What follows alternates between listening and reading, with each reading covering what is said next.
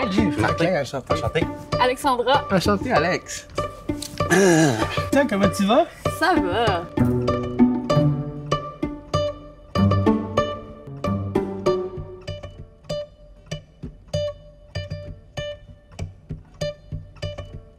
Heureusement, maintenant, il y a la télémédecine, fait que, mais faut quand même au moins le voir en personne une couple de fois par année, tu sais. Fait que ça peut impliquer beaucoup de voyagement, puis peut-être une moins grande relation, peut-être avec le médecin, tu sais. C'est sûr qu'on le voit moins. Si on le voit juste par vidéo, par téléphone, ben on bâtit moins de liens, tu sais. Pour moi, c'est vraiment important, la relation qu'une personne a avec son médecin, parce que c'est ça qui va aider, c'est ça qui va... l'aide.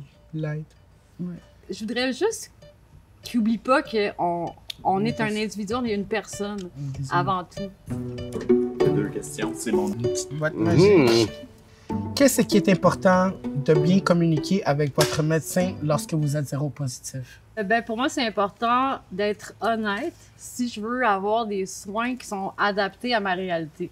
C'est leur job comme médecin de nous protéger et de ne pas nous faire peur, un peu comme style la police fait, là. Ils ne sont pas là pour être notre police, ils sont là pour nous aider. Quel est le meilleur conseil qu'on vous a donné depuis que vous avez reçu votre diagnostic?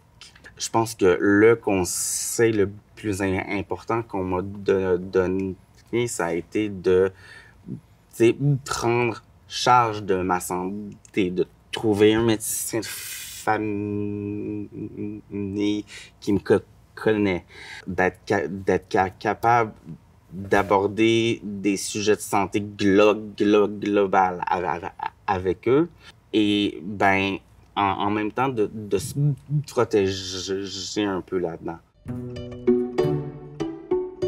Je suis une femme qui vit avec le VIH. Je suis aussi éducatrice et intervenante en réduction des méfaits. Tout ce que je voyais comme soins, comme service, ça s'adressait à des hommes gays. Puis moi, je devais comme, tu sais, prendre ça puis l'adapter comme à ma réalité.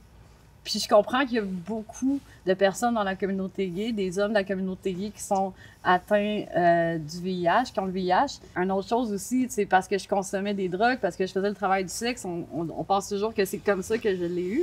Mais non, c'est un chum qui me l'a pas dit, mais que je me suis pas protégée.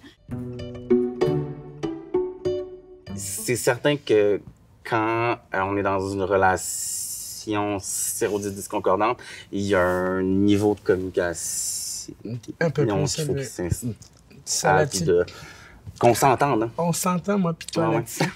J'ai toujours eu une espèce d'intérêt à combattre le stigma. Quand tu as des partenaires, est-ce que tu en parles automatiquement ou est-ce que tu demandes à tes partenaires tout le temps? Dans mon cas, je ne dévoile jamais mon statut personnellement sur les applications, mais je ne mens pas non plus. Qui veut dire, au lieu de mettre une réponse à la question, je laisse la question vide. Tu sais que indétectable égale intransmissible, non? Oui. I égale I. I égale I, ouais. Et voilà. Ben, c'est ça. C'est cette idée que quand la charge virale est assez basse, elle est techniquement donc indétectable et intransmissible.